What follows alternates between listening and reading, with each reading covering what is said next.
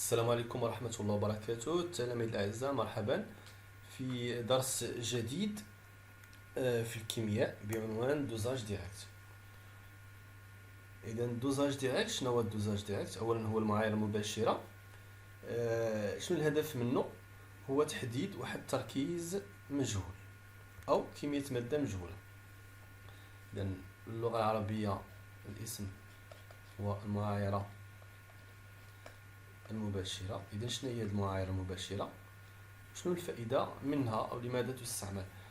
Le dosage direct, c'est une technique qui est utilisée, c'est une opération chimique qui permet de déterminer la concentration d'une solution ou la quantité de matière d'une espèce chimique donnée. ببساطة أو باختصار، المعايرة المباشرة تهدف إلى تحديد واحد التركيز C مجهول أو كمية مادة مجهولة ديال واحد النوع الكيميائي، واحد النوع الكيميائي X. تنعرفوا ان سي تتساوي ان على في. اذا حددنا سي راه عرفنا حتى ان، ولا عرفنا ان راه عرفنا سي، اذا تتكون علاقه مباشره بيناتهم. اذا الهدف من المعايره المباشره هو تحديد واحد التركيز مجهول او كميه الماده مجهوله. اذا هذا البرانسيب جينيرال او المفهوم العام ديال دوزاج ديريكت، سي لا ديتيرميناسيون دون كونسونطراسيون ou bien d'une quantité de matière d'une espèce chimique. alors غنشوف دابا الطريقه اللي من خلالها تنجزو المعايره. هنا عندنا واحد الصوره ديال عمليه المعايره، غنشوف واحد لا فيديو اي يشرح لنا اكثر هاد العمليه. نشوف واحد لا فيديو. ندوزو الصوره. داكوغ، دونك نشوف هاد لا فيديو هذا تتكلم على الدوزاج ديريكت.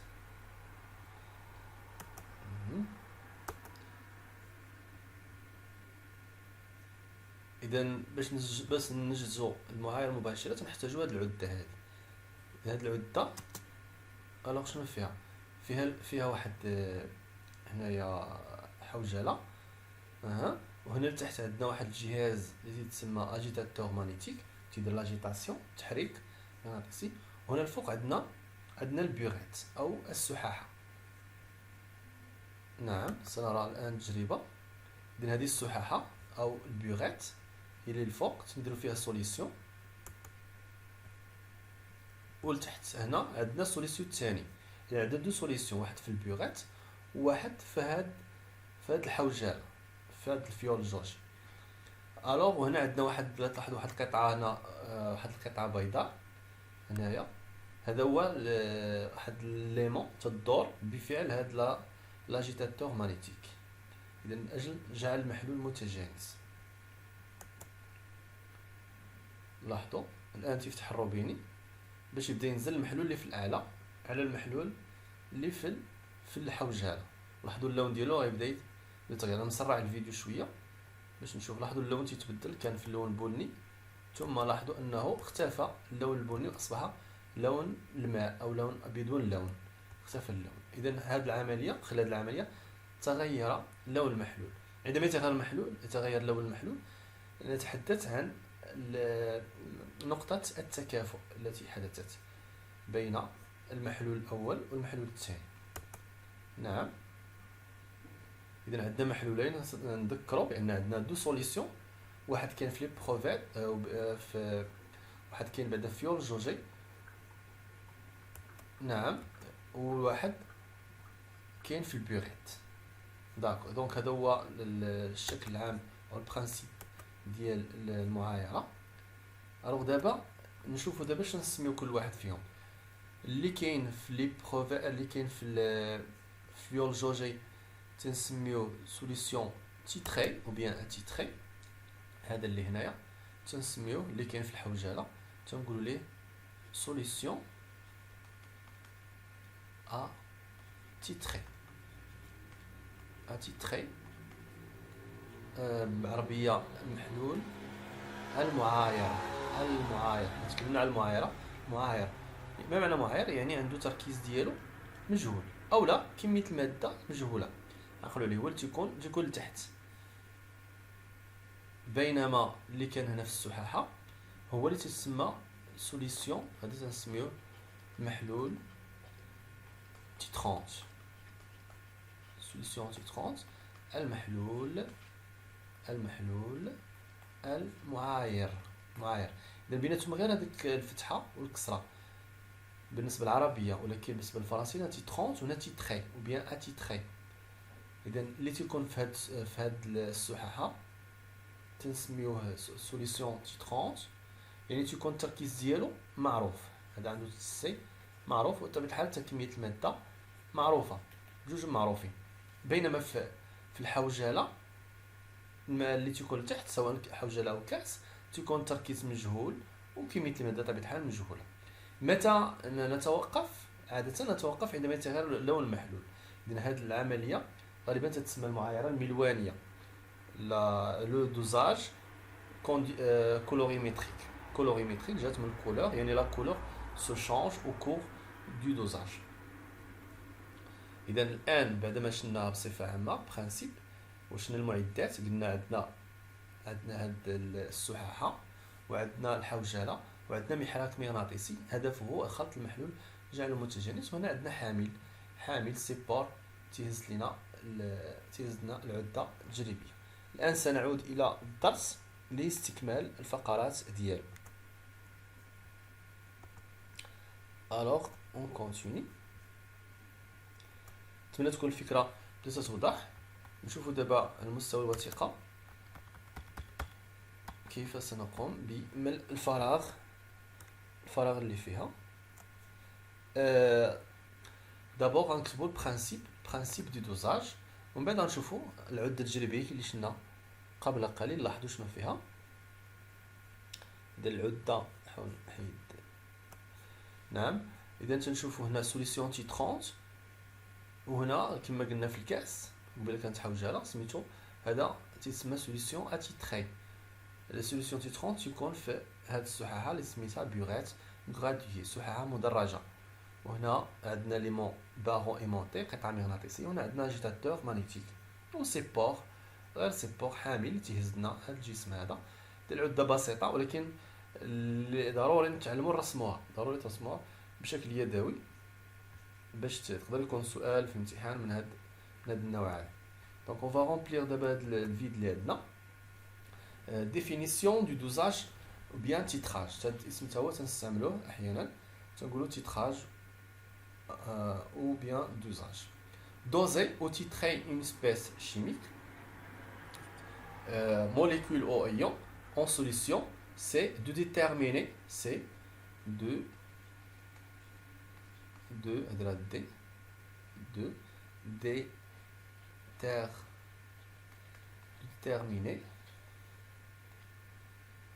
déterminer quoi?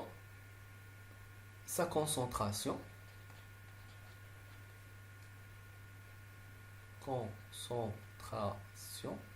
et نحددو التركيز ديالو. déterminer sa concentration ou sa quantité de matière. Ou je vais essayer de créer l'espace libre. Ou ça, je m'excuse بالنسبة للخط مبقاتش مزيان. quantité ça sera de matière. هنا essayer d'écrire de matière là. De matière N. Donc concentration C ou la quantité de matière N dans la solution considérée. إذا الهدف هو نحددو التركيز ولا كمية المادة. Le dosage direct consiste à faire réagir la solution à doser contenant le réactif attitré. Le réactif attitré هو اللي كان هنايا. إذا solution بعض المرات نقولو solution de concentration de C inconnu, de C inconnu, يعني التركيز ديال la concentration مجهول. Avec une solution de concentration connue. هذا اللي تنسميو solution T30 tout simplement T30. إذا واحد T30 وواحد T30. On introduit dans un bécher, déroulement يعني المراحل اللي تندوزو في المعايرة. On introduit dans un bécher à l'aide d'une pipette jaugée إذا سنأخذ واحد الماسة معيارية تنحزو بها المحلول de la solution puis on lui ajoute progressivement à l'aide d'une barrette la solution. إذا هنا هذاك المحلول اللي شدينا تنحطوه في البيشير، اللي تنحطوه في البيشير هو اللي قلنا تنسميوه سوليسيون اتيتري. دونك انا نكتبو نحيد هاد الجسم هذا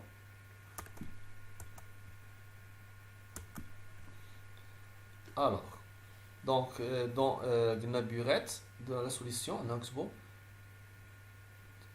اتيتري اتيتري هو المحلول المعاير. Ouais, attitré. Hein. Puis on lui ajoute progressivement à l'aide d'une barrette la solution titrante.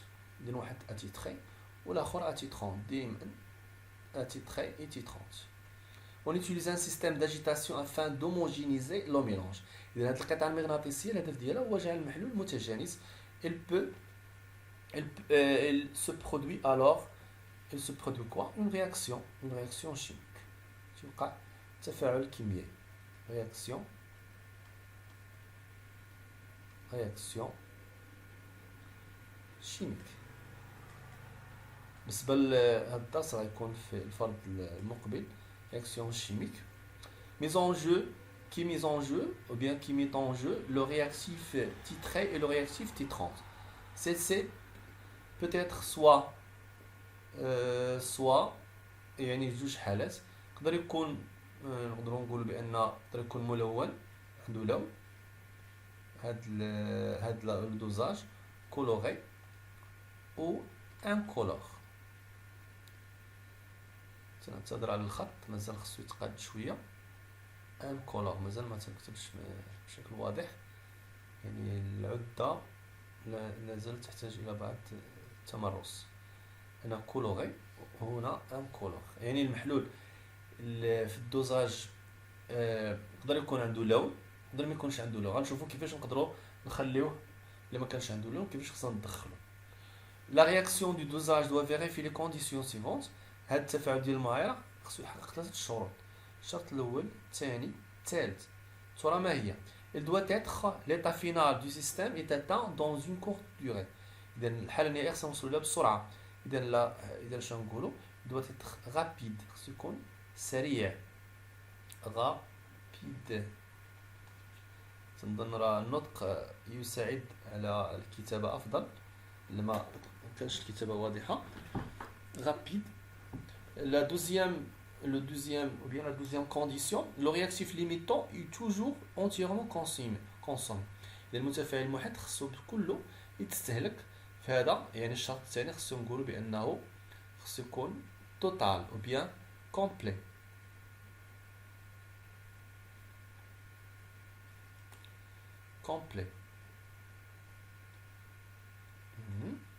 complet يعني تام. et finalement il ne doit pas être en compétition avec d'autres réactifs. خاص هذا المحلول منين ينزل خاص هنا مثلا نفترضوا هذا المحلول سميتو A وهنا في الكأس عندنا B وعندنا C وعندنا D. خاص هاد A منين ينزل يتفاعل ليا مع B بوحدو ما يتفاعلش ليا مع B مع C و D. إذا هنا تتسمى لا سيليكسيون. هاد العملية الانتقاء ما خصوش يتفاعل لي مع الاخرين. يتفاعل مع الاخرين يوقع لي ارتباك. انا خصني يتفاعل لي مع واحد فيهم بالضبط ومن الاخرين ما غاديش يتفاعل معاهم. بحال نقول هاد لي زوطر تيتسماو دي رياكتيف او بيان دي زيليمون باسيف ما تيتفاعلوش مع الوغ هنا باش يتوقع هاد ا مع بي تنقولوا ان دو اتر سيليكتيف. سيليكتيف ما معنى سيليكتيف يعني انتقائي. اذا هاد الخوا كونديسيون شكون هما؟ rapide سريع complet كامل او تام و sélectif انتقائي. ثلاث شروط خصنا نعقلوا عليها. après on passe à la suite. نعم طلعوا الوثيقة.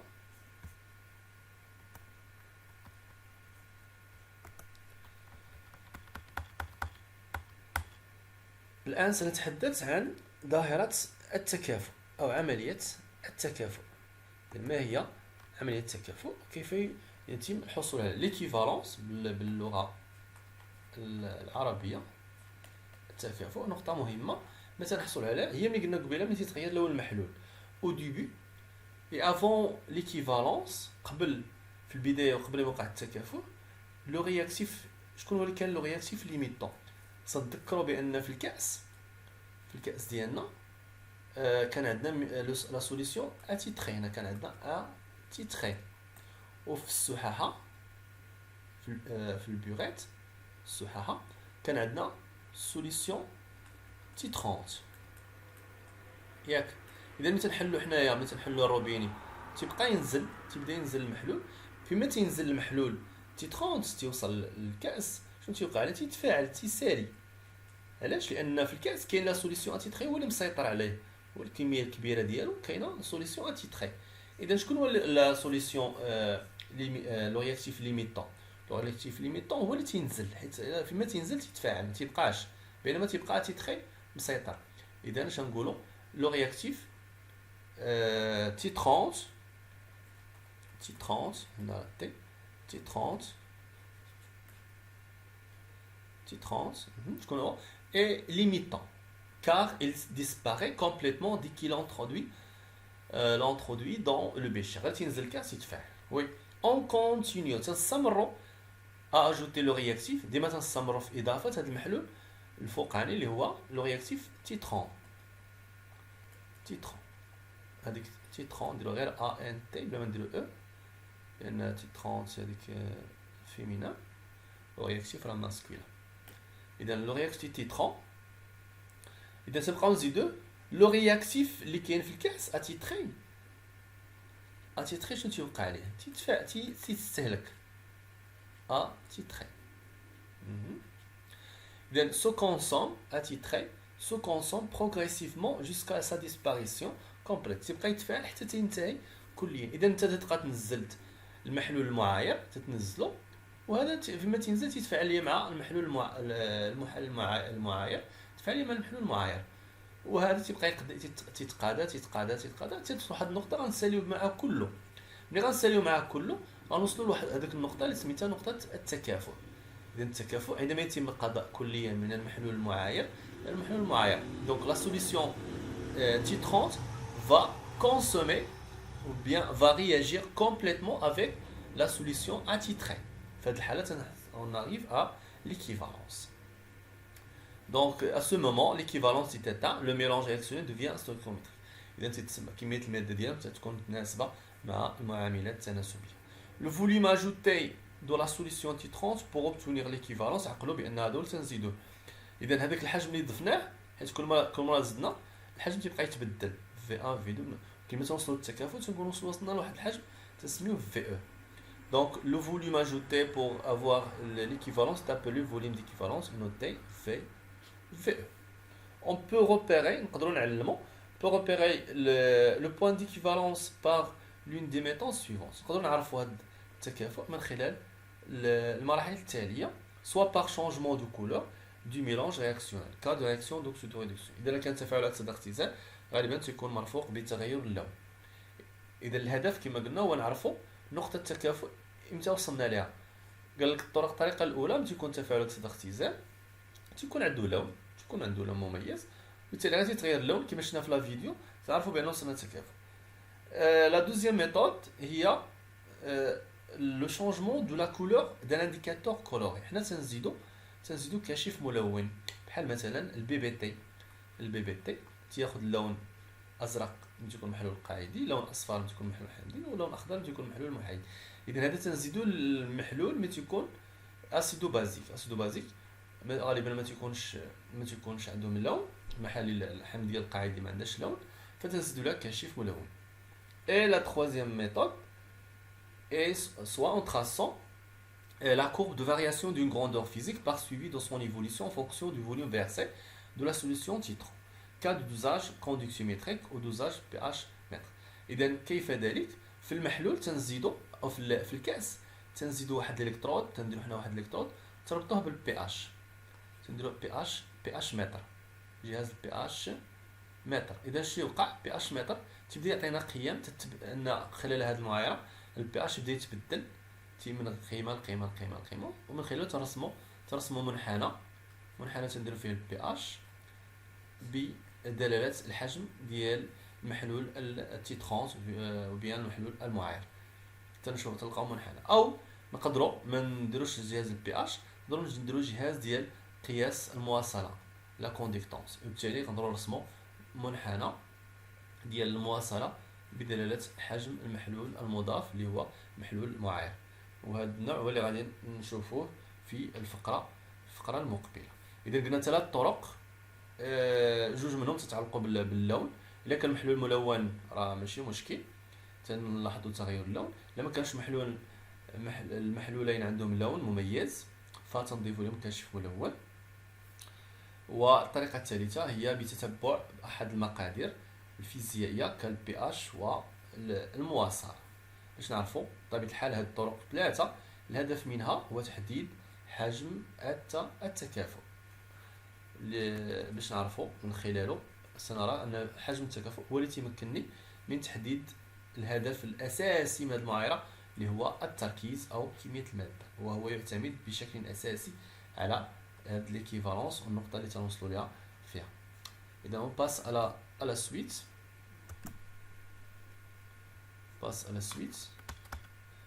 Alors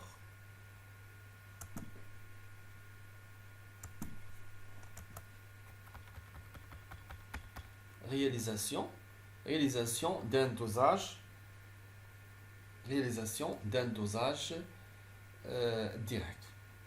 direct dosage conductiométrique. donc غنستعملوا الان العمليه ديال متابعه المعايره من خلال قياس المواصله جي. اذا جي باش نقيسوها بطبيعه الحال خصنا نقيسوا شده التيار والتوتر بين مربطي ديال الصفيحتين اللي كاينين في المحلول. اذا لذلك تنديروا العدة التجريبيه اللي شفنا سابقا فيها فولتمتر، في امبرمتر لقياس شده التيار وفولتمتر لقياس التوتر او التوتر الفعال، وهنا جي بي اف اللي تعطيني توتر متغير، ولكن حنا تنركزوا بطبيعه الحال على التوتر الفعال ديالو. هذه السحاحه لا بيغيت سيبور والبيشير والاجيتاتور magnétique المحراك المغناطيسي.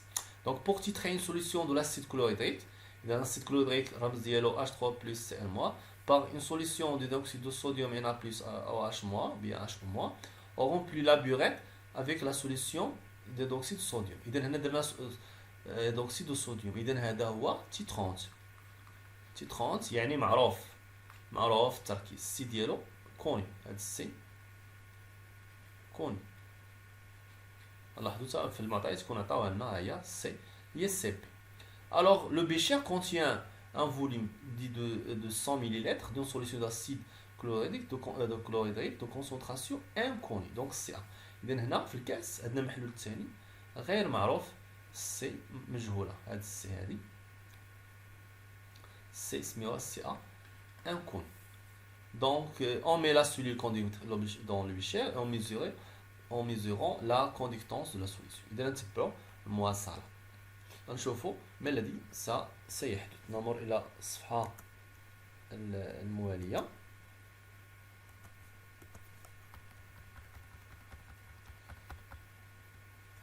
bien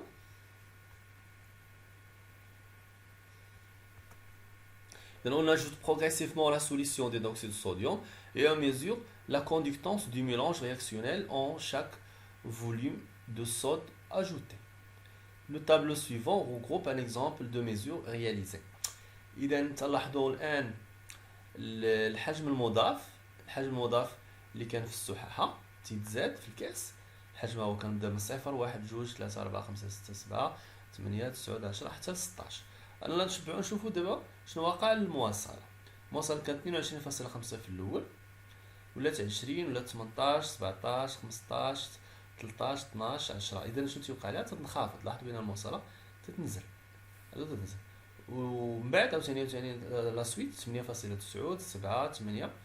لاحظوا هنا ماذا سيحدث؟ كانت 7 8 ثم 7 عاوتاني طلعت، هي طلعت ايضا تطلع من جديد. اذا وصلت واحد القيمه وبدات عاوتاني تطلع. هذه شكون هي؟ المواصله. اذا درت المنحنى هنا ديال المواصله بدلاله الحجم في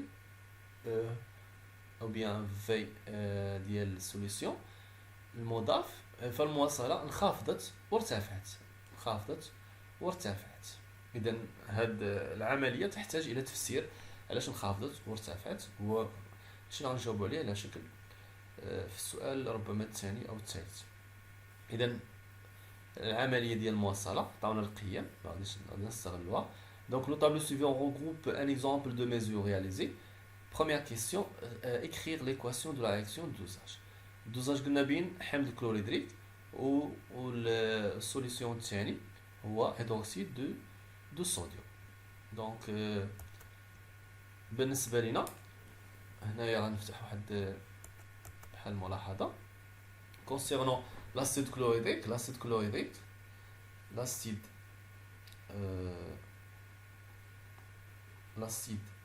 هاد الملاحظة تقدروا تكتبوها في الصفحة، هاد الصفحات ديال البوليكو. هاد لاسيد كلوريدريك فيه لي زيون، فيه H3 او بلس وفيه Cl-. الا تذكرتوا بالنسبه للدرس السابق قلنا بان لاسيديتي اللي مسؤول عنها، شكون اللي مسؤول على لاسيديتي؟ هي لي زيون H+. اما نقولوا H+ ولا نقولوا H3 او بلس. excuse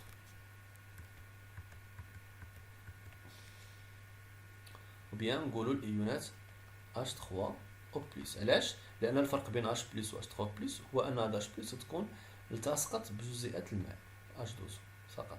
اذا بمعنى H+ المعنى ديالو راه هو H3 او بلس. اذا لاسيديتي لاسيديتي مسؤول على H3 بلس.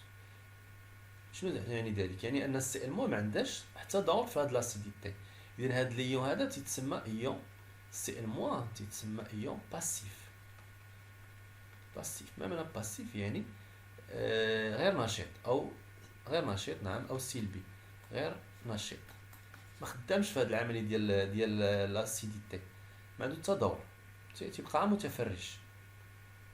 فهمتي؟ يعني اللي غنركزوا فيه هو H3 بلس، هذا ما عنده حتى دور، ما عنده حتى خاصيه لا حمضيه ولا قاعديه، هذا ما عنده حتى دور. اذا ملي نقول انا اسيد كلوريدريك نعقلوا كوم رومارك غتخدم ب H3 بلس بلو بريسيزامون، نقدر نخدم H بلس ولكن بلو بريسيزامون نخدم ب H3 بلس. علاش؟ لان H بلس نورمالمون في لا سوليسيون ما تيبقاش ليبر، il se fixe sur une molécule de d'H12. Donc on va s'intéresser à H3 plus tout simplement. هذه بالنسبه للحمض الكلوريدريك. نشوفوا السوليسيون الثاني اللي هو الهيدروكسيد دو صوديوم. هذه المعلومه خصكم تسجلوها، تسجلوها تما في الدفتر او في المذكرات ديالكم، مهمه بزاف. دو صوديوم. الوغ الرمز ديالو Na+H ميم رومارك. بالنسبه لهيدروكسيد الصوديوم هذه سيتين باز. اذا هاد لا باز هذه شكون اللي مسؤول عليها؟ لا عقلتو الدرس السابق قلت لكم بان H هي اللي عندها الميزه القاعديه، مما يعني ان Na+ عاوتاني حتى هو تيتسمى ايون باسيف غير في لاسيديتي في الدومين دو لاسيدو بازيك. الا مشينا لوكسيدو ريدكسيون يتبدل الدور ديالو. المهم حنا تنتكلموا في الدومين ديال الحمضيه القاعديه Na+ ايون باسيف، بينما H- نقولوا ايون اكتيف الضد ديالو سي لا ميم شوز. عاوتاني H3 او بلس هنا راه ايون اكتيف. هادشي ماشي ولا نكتبو دابا، حنا شي تنشرحو فيه عاد دابا غندوزو. اذا عقلتو H3 plus ion actif et H aussi est un ion actif. Par contre, Na+ et Cl- sont des ions passifs ou bien inactifs. Bien, on passe d'abord à l'équation de la réaction. Donc je vais écrire, j'ai un H3O plus زائد H خلينا ما نسوقش ليهم وندير فلاش ديالي فلاش m'excuse, flèche sur le cadre. Alors, oui, tu as dans le cadre de خط شوية. داكور. إذا H3 بلس هذا أسيد حمض، وهذه قاعدة. حمض مع قاعدة تعطيني محلول محايد. إذا ما هو حمضي ما هو قاعدي. وشكون هو المحلول المحايد المعروف؟ هو الماء. و اش دوزو. وغنوازنو. لاحظوا بان عندنا 3 هيدروجينات وهذا هو الرابع. انا عندي غير جوج، اذا خاصني نضرب في جوج. الاكسجين هنا عندي واحد جوج. لاحظوا الان مزيان. اذا هذا اسيد، هذه باز، وهذا لو سي نوتر. دونك هذا طبيعه حمضيه، هذه الطبيعه قاعديه باز، وهذا نوتر. نوتر يعني الوسط بيناتهم، ما حمضي ما قاعدي. بيان. قال لك دو كال تيب ساجيتي، نقولوا ناتور اسيدو بازيك، تيب اسيدو بازيك، تيب ولا ناتور اسيدو. دابا ولا ريبونس بازيك، basique. S, d'accord. De la première question, on passe à la question 2. إذا هاد المعلومات سجلوها في البوليكوب et on passe à la suite. Tracez la courbe G en fonction de V. إذا لاحظوا المنحنى هو هذا، يكون الورق المليمتري غنرسمو فيه، هما ديجا رسموه لينا وغنستغلو باش نربحو الوقت. تلاحظوا بان المنحنى راه هو هذا اللي باللون الابيض كما قبيله تنشرح، يكون بهذا الشكل. هذا عباره عن مستقيم تنازلي ثم اخر يتقاطع معه تصاعدي. نحاول نعاود هذه النقط باش نمشيو بنفس الخط. نعم. اذا المنحنى شكل حرف في، اذا واحد نازل واحد طالع. يعني قال لك tracer la courbe, expliquer la décroissance de la conductance. شرح لينا علاش نزلات هاد الكوندكتونس، علاش نزلات. وعاوتاني dans le premier segment de la courbe de titrage et la croissance du G de deuxième segment. اذا عندنا premier segment القطعه الاولى، القطعه الثانيه علاش نزلات وعلاش طلعت. باش نفهموا هذه العمليه ضروري نعاودوا نتصوروا التجربه. نعاود نرسم هنايا يعني باختصار السححة. الوغ هنا عندي قلنا السححة هذا بشكل تقريبي غير باش نشرح، اما الرسم خصو يكون اكثر دقة من هذا. اذا هنا شنو قلنا كاين عندنا سوليسيون تيترونج معايير، هنا كان عندنا في الكاس سوليسيون اتيتري. داكوغ. هنا اس وهنا اس بجوج محاليل، ولتحت بطبيعة الحال كان عندنا لاجيتاتور بوغ هوموجينيزي لا سوليسيون. اذا في الاول حنا حاطين بعدا العده هنايا ديال قياس المواصله. العده انا ندير غير الجي هنايا. اذا في الاول شنو عندنا لي زيون اللي كانوا عندنا؟ كان عندنا H3 او بلس 1، وهنا كان عندنا الايونات H او موان. بيان سور كانت معها الايونات Na بلس اللي سميناها ايون دي زيون باسيف، وتا هنا كانت عندنا لي زيون Cl موان. داكوغ. اذا في الاول ملي تنقيسوا المواصله كاين الايونات H3 بلس بزاف، Cl موان غير تتفرج. اذا الايونات كانت كثيره، المواصله لاحظوا كانت طالعه الفوق. من بعد غنحلوا الروبيني، غتبدا تنزل لنا الايونات ديال H او موان و Na بلس. Na بلس غتنزل ما غاديش تتفاعل، مي H او موان ملي غتنزل غتتفاعل مع H3 او بلس. اذا ملي غتبقى تنزل H او موان غتبقى تتفاعل مع H3 بلس، يعني في الكاس غتبقى تنقص لينا H3 بلس. علاش نقصات؟ لانها تفاعلت مع H او موان. نتمنى تكون الفكره بدات توضح.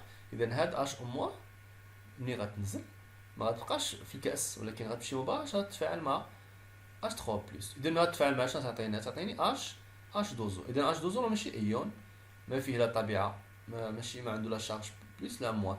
اذا وجي تنعرفوا بان المواصله هي الايونات، المواصله هي توصيل الايونات. اذا ملي غتنقص لنا الايونات H3 بلس بسبب التفاعل ديالها، المواصله حتى هي غتبقى تنقص.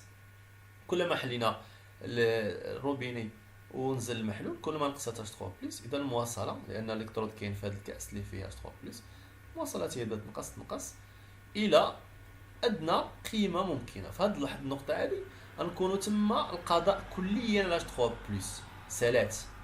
سالات هنا تقادات، صافي تقادات، ما عندها فين تنقص، صافي وصلنا للمينيموم بوسيبل. اذا في هذه النقطه هذه هي تنسميوها التكافؤ. وترمزوا لها ب او.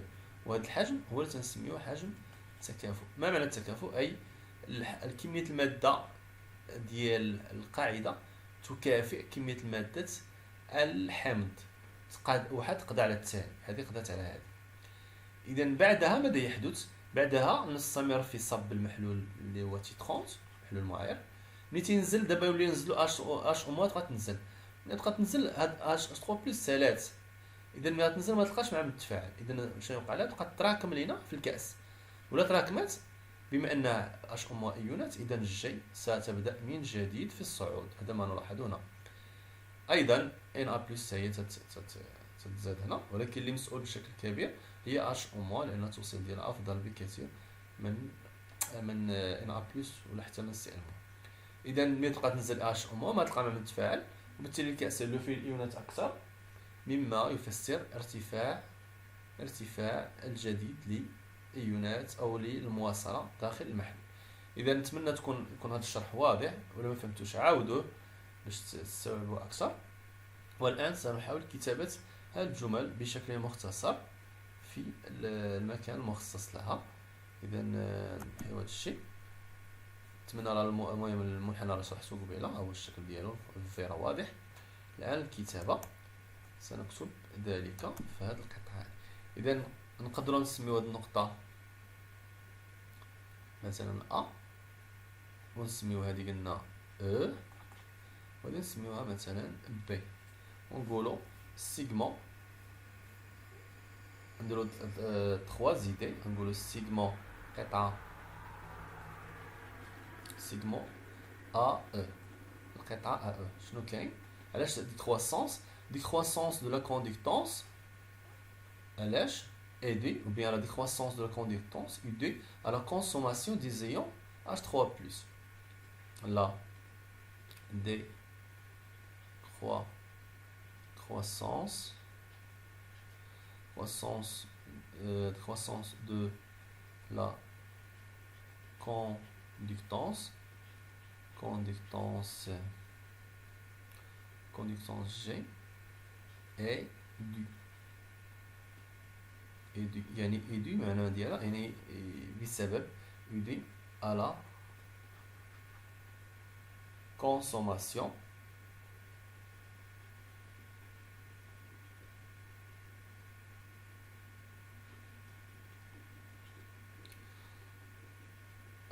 des ions H3 ou plus dans le bécher.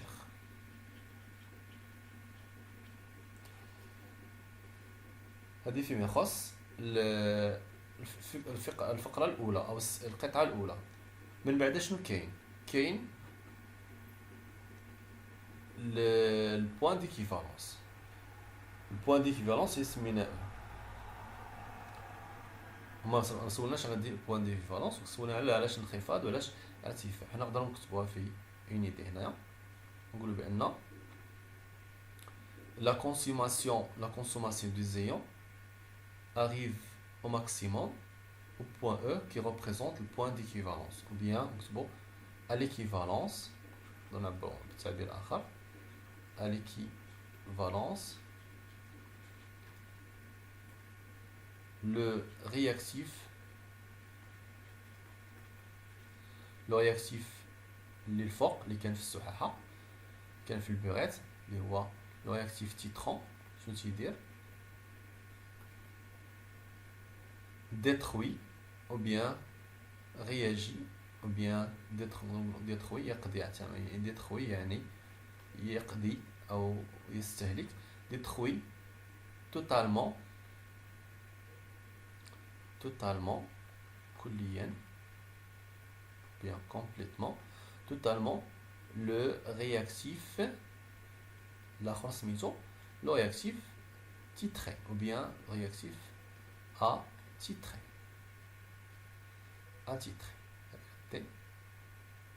نعم نتمنى تكون واضحة.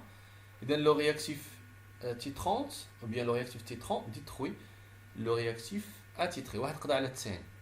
et finalement الفقرة أو الفكرة الثالثة في لو سيغمون le segment اللي بقات لينا هنا l'équivalence bien sûr نديرو l'équivalence هنا نديرو e اما نكتبوها تما ولا نكتبوها نقدرو نكتبوها هنا entre parenthèses e السيغما الاخرى هي e بي هاد القطعه قطعه e بي شنو تيوقع هنايا l'augmentation كاين l'augmentation ou bien la croissance l'augmentation ارتفاع ديال من l'augmentation de G ديال المواصلة est عاوتاني due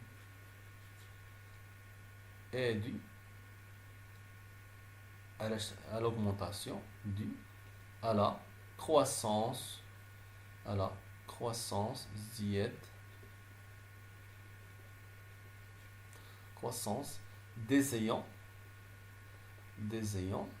H au moins dans le بيشير لان البيشير غتزادو فيه الانو تتزاد واش موا تتزاد علاش لان اش 3 بلس ديجا ديتروي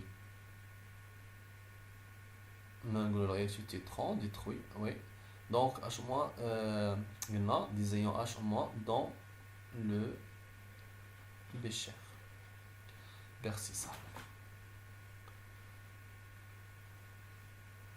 بيان اذا هذا تعليق مختصر او مقتضب حول العمليه ديال انخفاض وارتفاع ديال المواصله. Donc je vais effacer la partie pour pouvoir passer à la suite. On passe. La troisième question, dresser le tableau d'avancement. Je vais changer la couleur d'écriture.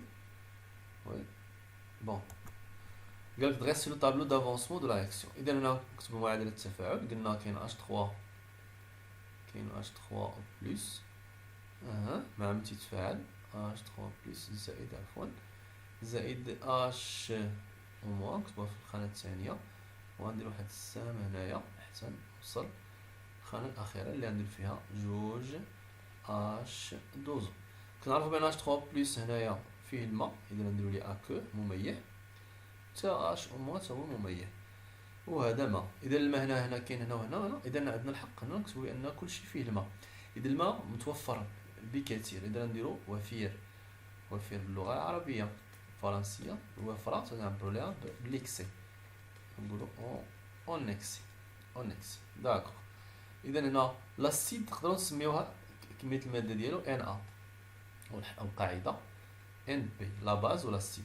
اذا كمية المادة البدئية ان ا غتنقص منها اكس و ان بي غتنقص منها تا اكس وهنا نديرو غير سميتو وفير. اذا هنا عاوتاني ان ا موان اكس ماكس وهنا ام بي موان اكس ماكس داكور. déterminer la relation d'équivalence اوجد علاقة التكافؤ. اذا علاقة التكافؤ كيف سنجدها حنا قلنا ليطا فينال هنا نعتبرو هنا ليطا فينال ديالنا هي ليكيفالونس. هادي نكتب وحدها ليكيفالونس لان هنا كاينه فين كاينه النقطة كانت عندنا نقطة. اذا شنو قلنا قبيله قلنا لو رياكتيف تيترانش ou bien le réactif titrant va détruire totalement le réactif attitré واحد تيقدر على الثاني. ما معنى ذلك؟ يعني ان ان فينال ديال H3 بلس ستكون تساوي صفر لان سالة. و دو لا ميم شوز ان فينال ديال H او موان حتى هي خصها تكون تتساوي صفر. بيان شوفوا بالنسبة للتوقيت واش الامور غادا مزيان. Et après on continue. Je vais juste voir, c'est bien. D'accord, donc les choses sont bonnes. Donc je vais continuer. Alors, قلنا سيدي بجوج متقاداو علاش؟ لان واحد قضى على الثاني. وشنو هي كمية المادة؟ غنعوضو دابا نعوضو كمية المادة ديالو.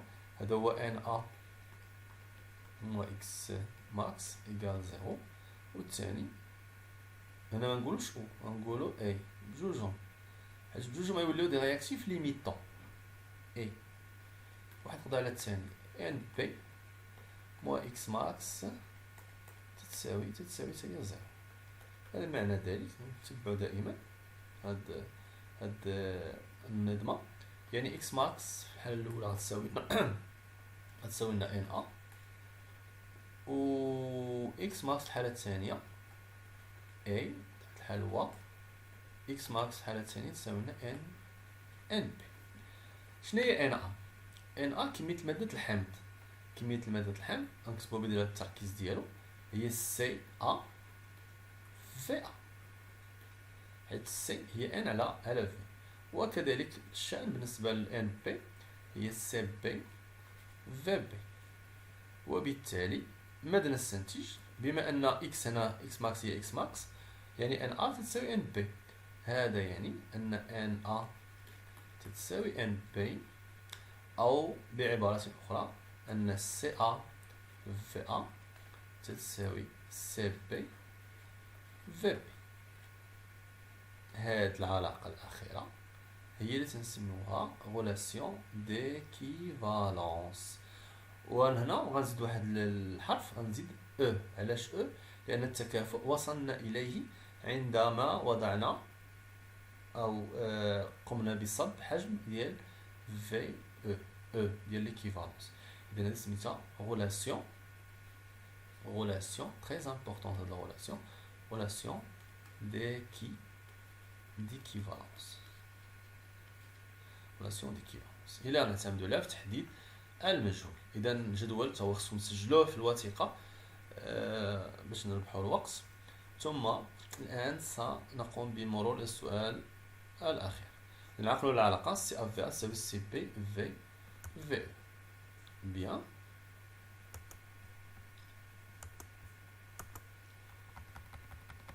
قال لك سيدي déterminer le point d'équivalence.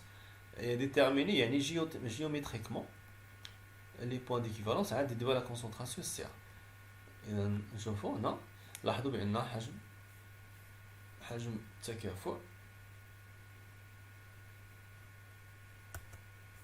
التكافؤ قلنا هذا هو في او، هذا حجم التكافؤ، أو في بي او هو هذا في بي او. باين بأنه 10. إذا سهل التحديد ديالو. إذا ناخدو السؤال المكان ديالو ونكتبو فيه 10. بيان. إذا حيت الكتابة نكتبو دابا géométriquement bien graphiquement tout simplement VE ou bien VBE égale 10 ملم. Donc voilà graphiquement. نعرفوا الطريقة اللي خرجنا فيها الحجم ديال التكافؤ. ديروا لا كونسونطراسيون سي. إذا on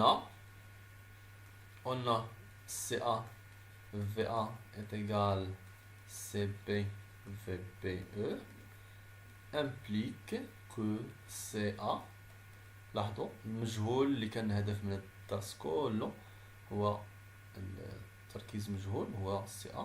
إذا CA هي VB أو CB VBE غنقسموهم على VA وخصنا نقيدو القيم. سي بي نشوفو دابا غادي نرجع للوثيقة في الأعلى باش ناخد منها القيم. فوالا بداية التمرين نشوفو سي بي 0.1 و في ا كانت هي في ا هي 100. داكوغ 0.1. نعم كنا هنايا كنا هنايا.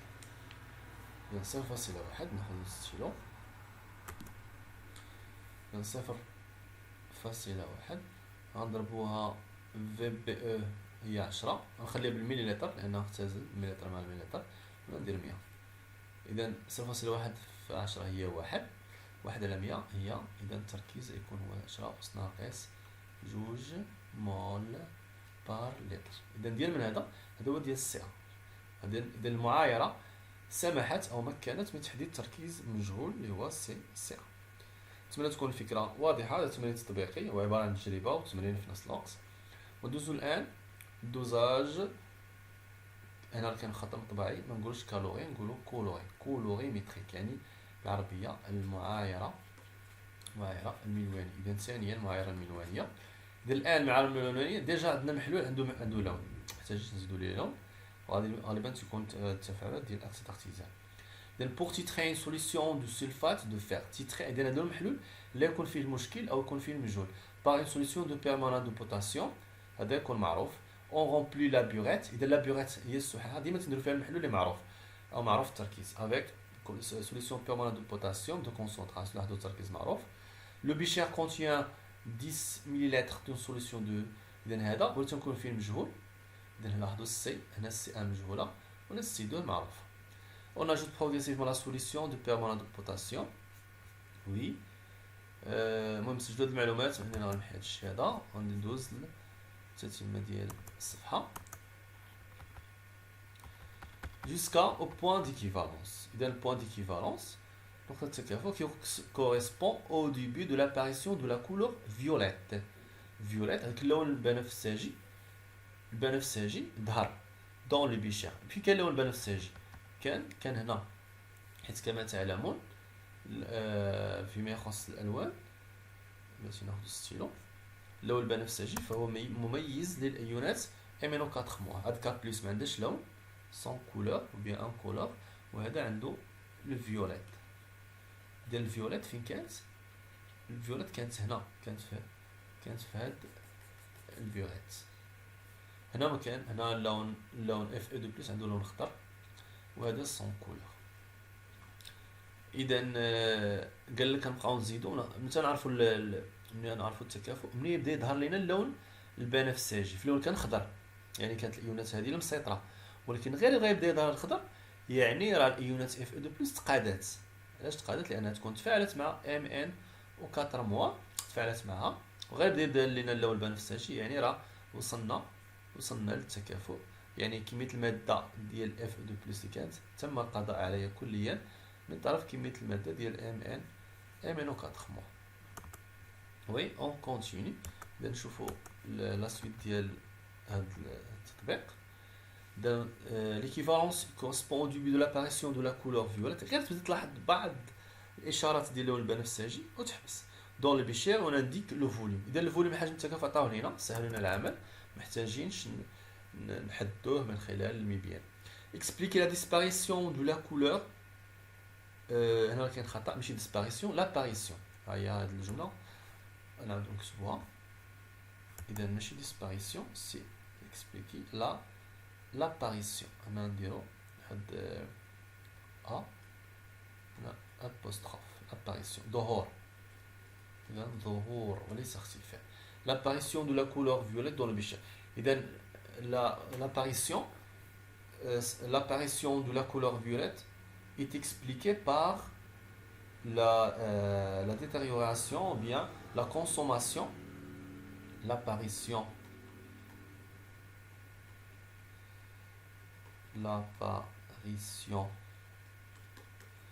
de la couleur violette est due ou bien est expliqué, est due à la consommation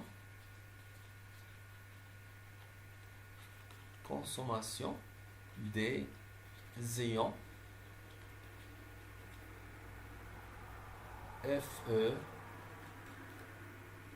Fe de plus dans le bécher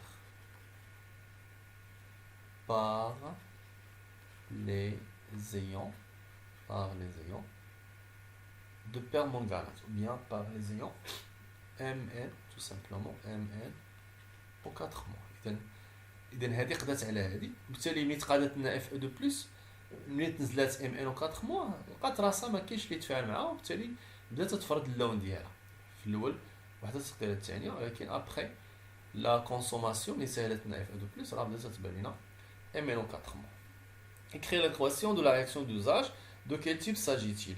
إذا عاوتاني شكون هما الأطراف اللي عندنا الطرف الأول K بلس MN و 4 موان، والطرف الثاني فيه FE دو بلس وفيه SO 4 دو موان. إذا التفاعل بدا هو تفاعل أكسدة اختزال.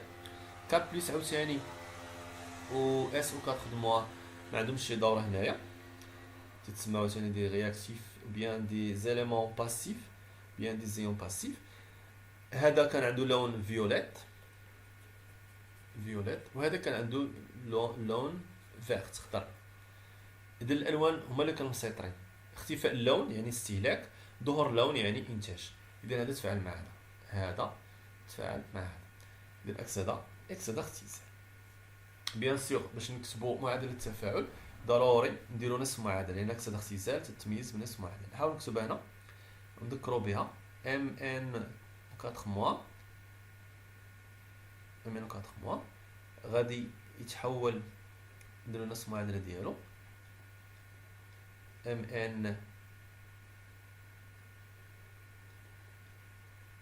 زائد H2O. هنا نزيدو هنا كاين الاكسجين،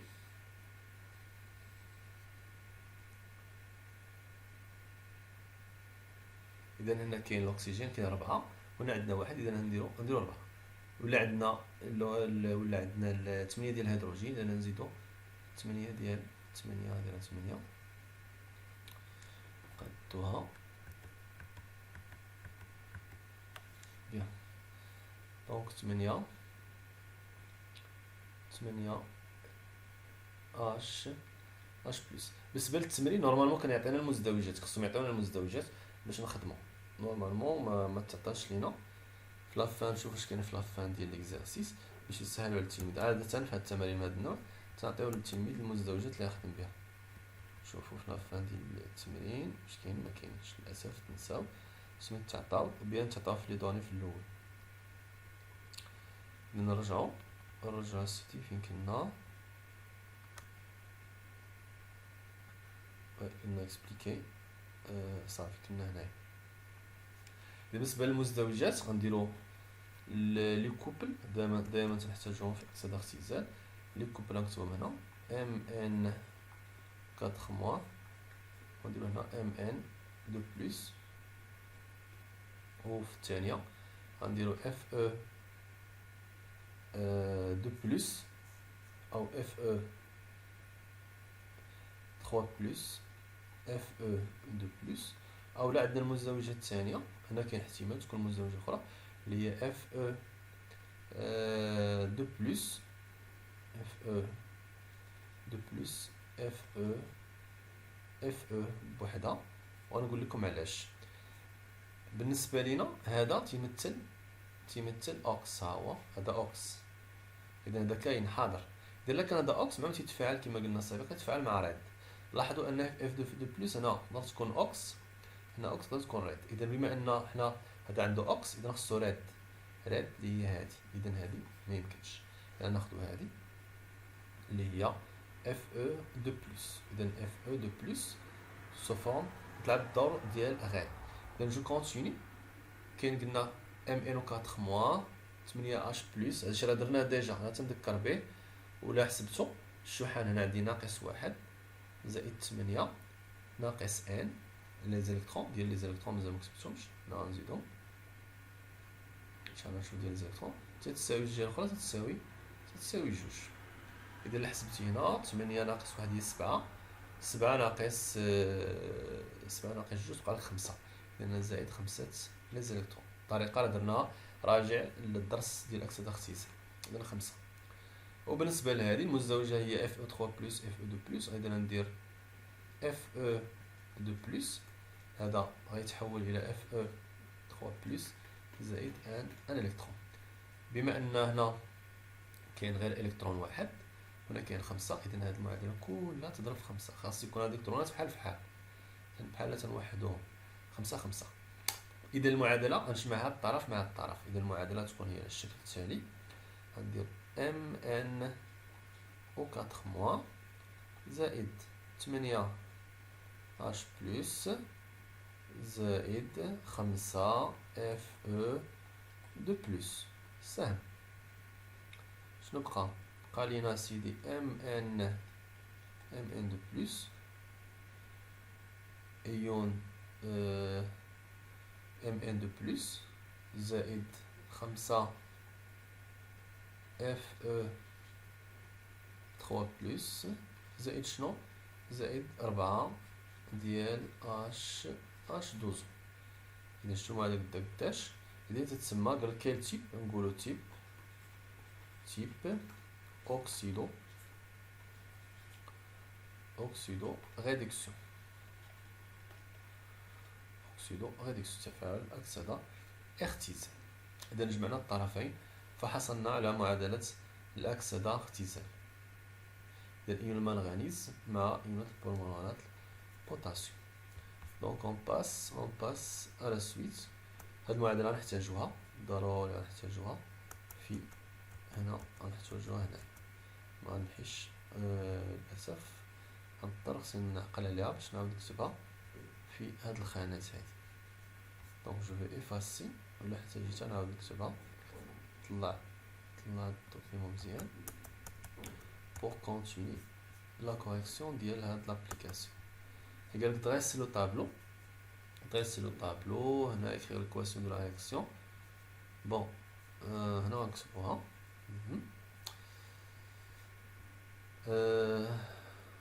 باش يقدونا هاد الخانات بحال شي حاجه ناقصه. اذا عندنا قلنا يكون ام ان 4 موان، ويدفع لنا مع اف او 2 بلس، ويكون مع اش بلس، ويكون عندنا اف او 3 بلس، ويكون عندنا اش دوزو، يكون عندنا ام ان 2 بلس. وي السهم مبقاش بلاصتو، المهم نحاول نكتبو شي صغير. داكوغ.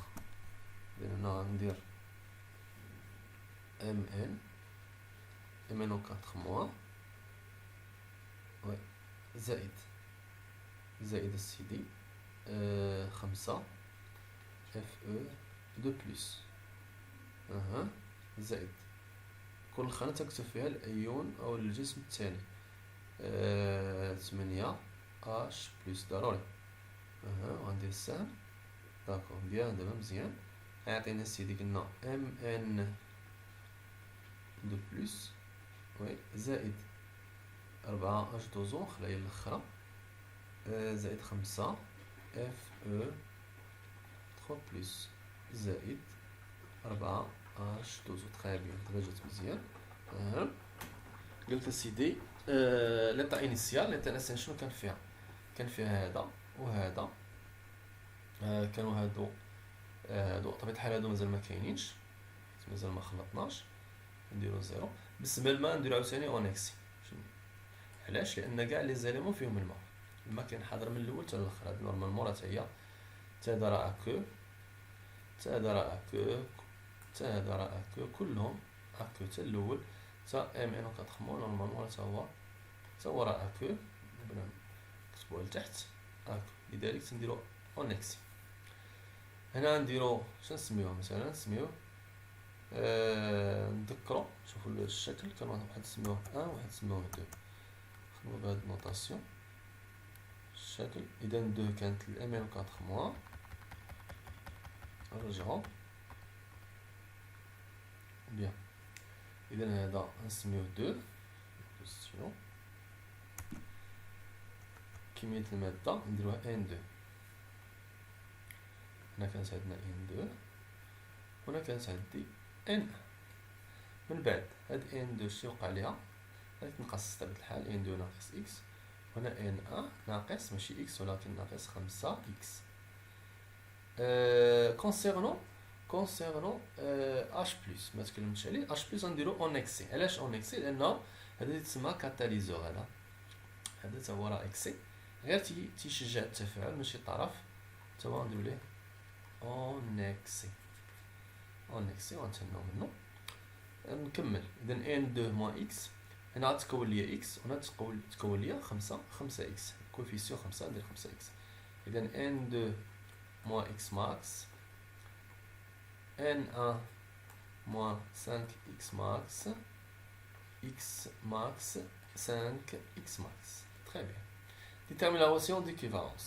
عاوتاني شنو هو l'équivalence؟ هو هاد المتفاعل هذا يقضي على هذا. يعني في الحالة النهائية ان فينال ديال ام ان او 4 موان ستساوي 0. عاوتاني معطوفة ان فينال ديال اف او دو بلس خصها تساوي 0. ونعوضو شنو هو هذا؟ هذا هو ان جوج ناقص اكس ماكس تساوي 0، والاخر ان واحد ناقص 5 اكس ماكس تساوي 0. باش نمسح هادشي. الو اذا تتساوي 0.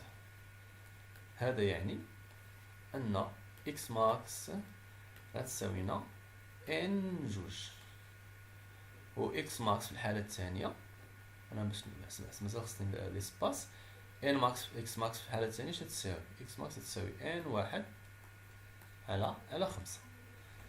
الوغ دابا شناهي ان جوج شناهي ان واحد؟ هاد ان جوج كمية المادة ديال ام ان 4 موان، هي لا تكون فيها سي جوج في جوج، و ان واحد كمية المادة ديال هذا لا تكون فيها سي واحد في واحد، لأن ان هي سي في. هكذا. إذا هنا غنكتبها، غندير ان جوج قلنا هي سي جوج في جوج تتساوي ان واحد عفوا تتساوي سي واحد في واحد على 5. هاد لا دوزيام غولاسيون اي لا غولاسيون ديكيفالونس.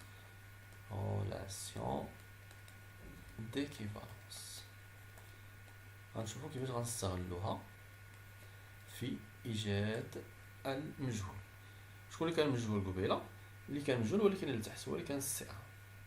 اذا وهنا بما ان هذا هو اللي كان الفوق، اذا غنزيد واحد او هنا، او ديال ليكيفالونس. هذا هو الحجم اللي كنا تنضيفو، والتكافؤ وصلنا ليه، وصلنا النقطة او. باش نبينو بشكل افضل. هنا غنزيد واحد او، نديرو كاع ماجيسكول.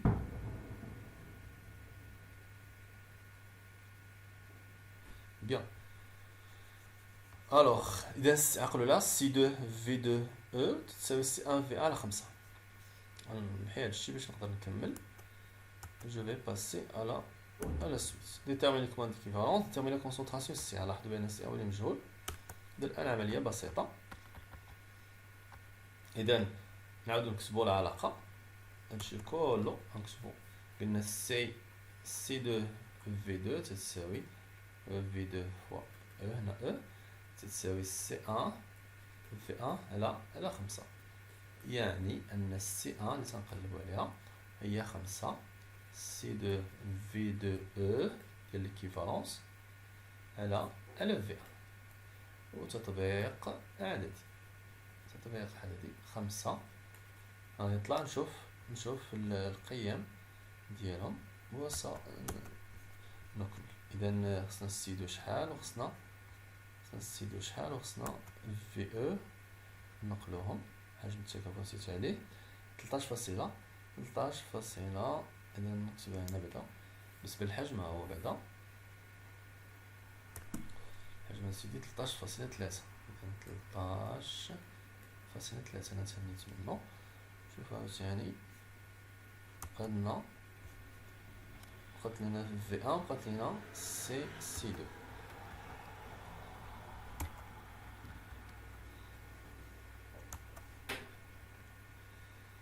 هاهي سي 2 13 أس ناقص جوج، كتبوها حتى هي حداها 3 أس ناقص جوج، و في هو في 1 هي 20. إذا ندير هنا ندير 20. إذا هادشي خصو الآلة الحاسبة ضروري باش ننجز هاد العملية. إذا نحاول ننجزها عندي هنا. وباش ما نشربها شويه الوقت. اذا نشوف سيدي عندنا، اذا نحاول نتوما تنجزوها نتوما. 3 ناقص جوج مضروبة في 13.3 مقسومة على 20 عطاتني 0.096. تتأكدوا منها. النتيجة النتيجة سيدي عطاتني بأن سي تتساوي 0.093 وندير وحدة هول بار لتر. يسيي دو فيريفي هاد لا فالور واش صحيحة ولا لا. دونك انا غادي نرجع ننزل لتحت دابا. هاد البلاصة ماشي هي بلاصة الكتابة ديالها، غير باش نشوفو المعطيات فقط. تكون هادي بلاصة هي هادي. المهم نتمنى الفكرة تكون واضحة، نتمنى تكون الفكرة واضحة. اذا شفنا التطبيق ديال اكسد اختزال وقبل منه ديال حمد قاعدة. الا فهمتوا هادو راه مزيان، سي تري بيان. نشوفوا دابا ابليكاسيون on désire ou bien on désire par cet exercice tu détermines là détermine la concentration C0. إذا عندنا واحد concentration C0 مجهول، on a acide acétique. إذا نعقلوا بأن C0 مجهول، هاد C0 ما نعرفش. acide acétique هو CH3COH. الفينيغر يعني الخل التجاري. On prépare alors une solution diluée 100 fois de concentration C1. إذا C0 هو اللي كونسونطري وخففناه 100 مرة، يعني أنا نديرو 100 في CA. هاد CA مخفف بمعنى CA هي C0 مقسوم على 100. الهدف دابا نخدمو CA ترجعو ل C0. Ensuite on prélève un volume VA، ناخدو منو غير واحد 10 مليلتر باش نخدمو بها de cette solution diluée que l'on dose par une solution d'hydroxyde de sodium de concentration C. إذا معروف، هذا معروف هو هيدروكسيد الصوديوم. عقلتو قبيله قلت لكم بأن HMO تستخدم وهذه راه باسيف. Le volume de réactivité 30 d'hydroxyde de sodium versé l'équivalence عطانا حجم التكافؤ. Identifier les deux couples acido-basiques mis en jeu dans le titrage. Écrire l'équation de réaction. إذا غنديرو قال لك سيدي المزدوجات. بما ان هذا حمض، اذا القاعده ديالو غنحيدو منها غير اش بلس شنو غتبقى. اذا نديرو الكوبل اللي تكون هي CH3 CO2 H.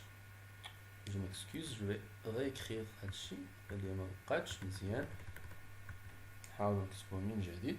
اذا CH3 CO2 H. نتمنى يكون خط افضل نسبيا. هادرا H هادي من الصعب السيطرة على القلم في الجهاز الحاسوب. نديرو CH3 CO2 موان. إذا دي بروميير كوبل. نشوفو الكوبل الثاني. بما أن H موان هذا حمض، إذا H موان قاعدة. إذا الكوبل الثانية غندير H موان بلاص في جهة القاعدة. إذا الحمض ديالها شكون هو؟ الفرق بيناتهم غير H بلس. إذا لا زاد H بلس على H موان تتولي الماء. الماء هو اللي تيكون الطرف الثاني في المزدوجة اللي تيمثل الحمض. إذا هادو الكوبل. وغنديرو دابا هاد الحمض هذا، هاد الحمض مالو ناخد شي ستيلو مختلف. هاد الحمض مع من غيتفاعل؟ هاد الحمض هنا سيدي غيمشي يتفاعل ليا مع القاعدة. ملي غيتفاعل مع القاعدة غيتحول إلى قاعدة مع حمض ديال القاعدة. إذا يكون عندي المعادلة التفاعل هي CH3 CO2H زائد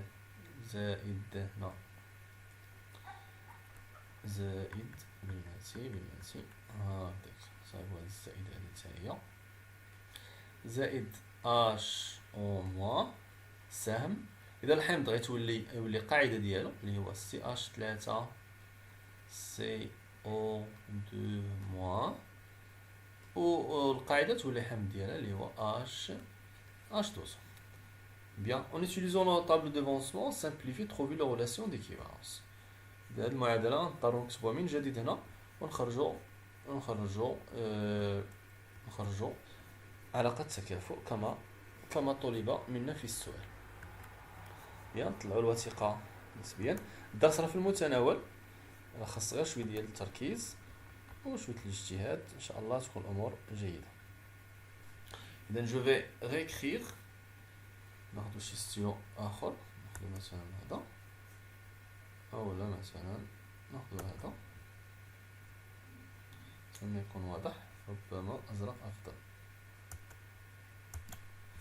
Bon, donc je vais écrire l'équation de la réaction déjà notée كيفاش قلنا فيها في 4 الأطرافيات. إذا هنا نكتب C H3 CO2H زائد نديرها هنا هكذا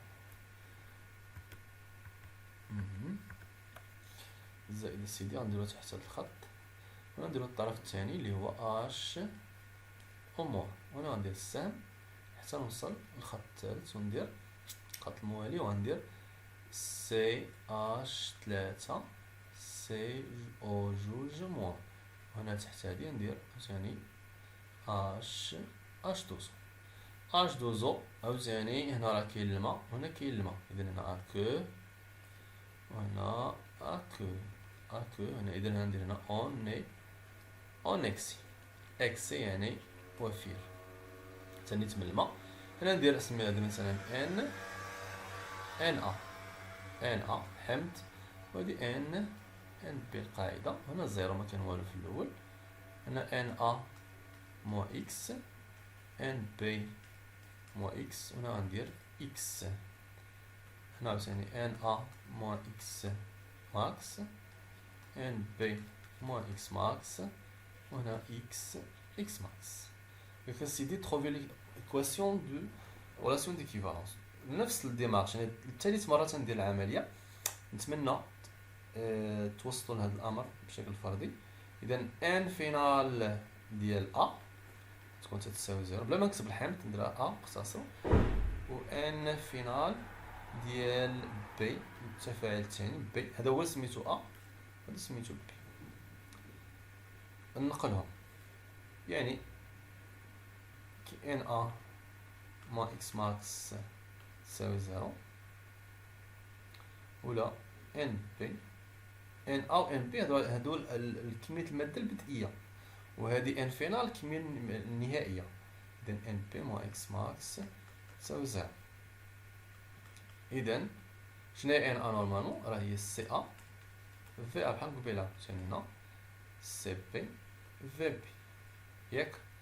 من خلال العلاقة غنستنتج بأن إكس ماكس غتساوي لنا سيدي ان ا وغتساوي لنا ان بي. شنو المعنى ديالك هنا؟ يعني أن سي ا في ا تتساوي لنا سي بي في بي. وي غنشوفو شكون اللي كنا تنزيدوه، شكون اللي غنزيد ليه واش نزيدو الأ ولا البي. نعاود نرجعو المعطيات ونتأكدو شنو قال لنا سيدي. قال لك سيدي لو رياكتيف دو تيترون هو اللي تنزيدوه.